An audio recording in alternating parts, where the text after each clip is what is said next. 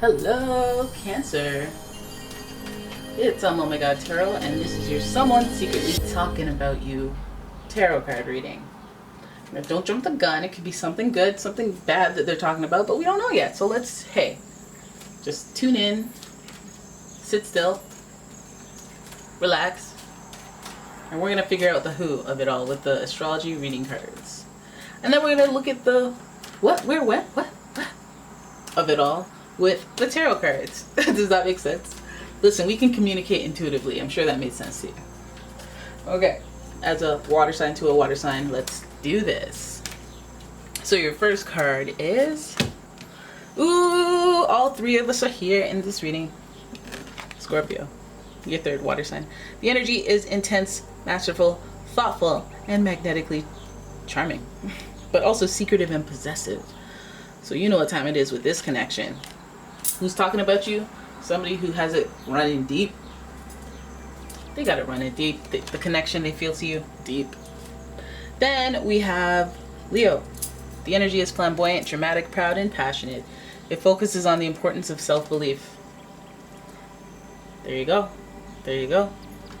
We got that Leo energy. Got that Leo energy, and that's very, very flamboyant. When they are attracted to you, they let you know. When they have something to say to you, they let you know. But don't let them know while they're in a bad mood. Don't let them let you know when they're in a bad mood. You don't want that. Then we've got Libra energy. The energy is diplomatic and gracious. It seeks harmony and balance in relationships. Libra, talking. Leo's, talking. Scorpios, they're talking. All of them talking about you. And so we have a nice little balance of all the elements here. So we can already go, okay, well, you're not going to overreact, right? You're going to be cool. You're going to be chill. We do have the most emotional signs in the zodiac, 2, water and fire. And Libra is a Venus card. They're about that pleasure. And I think Leos meet there as well. They love that pleasure.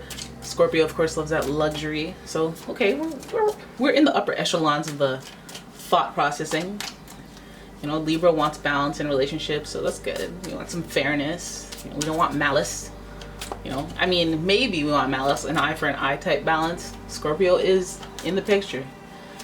All right, let's have a look at this tarot spread. Figure out what's going on. Your first card. 5 of Wands. Okay, we got some. Listen, we got some competition energy, some competitive energy, some peers energy. Mans are talking. Mans are talking. Okay, and that's your peer at the peer level. And I also say that because Leo is the 5th sign of the zodiac, and that deals with children, so it may be, again, peers. Yeah, peers. Then we have, the Fool. Unmanifested potential. Some people would say, hey, that's kind of relate relative to, like, you know, kid energy, baby energy, unmanifested potential. And I say, yeah, I think so too. The Fool is associated with Uranus, the planet of surprise, and the Fool is about taking a leap of faith. So I'm wondering how we're going from 5, the number of uncomfortable transition, and then we're going to unmanifested potential, which is the beginning or the pre-beginning of a journey. So what? There was an uncomfortable transition causing someone to start new and take a leap of faith, take a risk. Where are we going? Ooh, then you get some dumb luck. That's nice. I like that.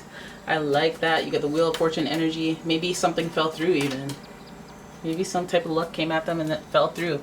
Maybe it's your fault. All right, let's keep going. Ungrateful. Feeling a little bit down in the dumps and unable to see the good in situations. Got the 4 of Cups. Emotions are tied to this as well. Not being grateful next to the Wheel of Fortune. I'm not too big a fan on that. Then your last card is Queen of Cups, being overly sensitive. They may be overly sensitive. Okay, so this person talking about you, I feel like maybe you've run into a little bit of luck and they might be a little jealous of that.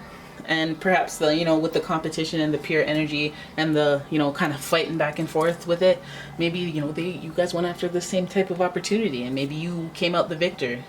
And there's nothing you can say that can make it better because they're miserable, they're sad, they're just, they don't have an appreciation for the fact that you got it over them. Maybe they're sensitive, maybe they had more at stake, maybe they felt they were more qualified. But heck, this doesn't even have to speak to a situation regarding work or business. This can speak to like an emotional matter. It can speak to you getting the guy or getting the girl or getting them instead of that other person. That person randomly becoming attracted to you instead of them, even though they took a leap of faith and wanted to go out with that person. You know, it could be like that. It could be healthy competition that doesn't go their way. So they're feeling like, well, like let's say there was like a double date, and then it was like, okay, well actually no, this person was attracted to you and this other guy was attracted to you, and then the other person was like, but I like the guy that I came with. That's what this situation would look like, right? And then there's the desire to be sensitive about it, right? So whatever comes up, it feels like a friendship is involved here. It feels like relationships are involved here and deep connections. So it might even be like a friend that you're a significantly significant friend.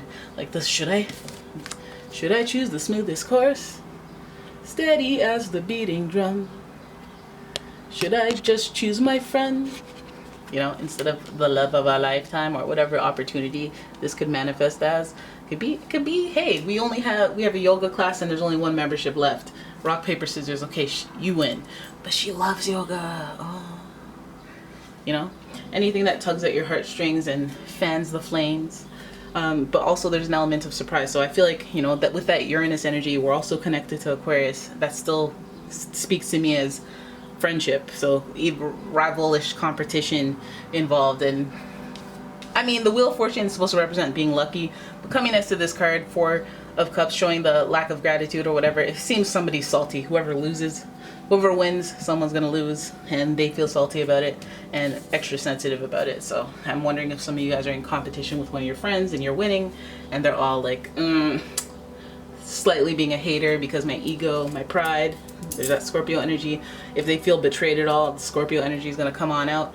But there's a need for balance in relationships, and maybe that's what's going to be explored because of this situation. All right, shortest reading ever. Got right to the point. I hope you guys enjoyed the reading. If you did, please give the video a thumbs up and subscribe to the channel. Subscribe to the channel. And if you'd like your own personal reading, please check out the description for a link to my website, as well as a link to my Etsy shop, where you can find all sorts of deliciously scented candles, bath bombs, metaphysical products like these gemstone, and I'm getting gemstone bags ready. I don't know if you guys can see them from back here. These guys. Oh no, you can't. Can I tilt the camera? I can't tell. I feel like I'm just dragging. Am I just dragging it around? I kind of am. But these, well, that's Lilo and Stitch. But gemstone bags that I keep around my place for protection, for good juju in certain areas. And I'm gonna start making them. I've just like, it took me a while to buy a bunch of stones and then create the right, you know, packaging, the right ensemble for the right things that I wanted, the right intentions that I wanted. I find them very effective, especially I keep them around High John, the Conqueror root, and Moldavite stones, and I find Moldavite to be very, very powerful in manifestation. So anyways, thank you guys so much for watching. I will see you in the next one. Bye.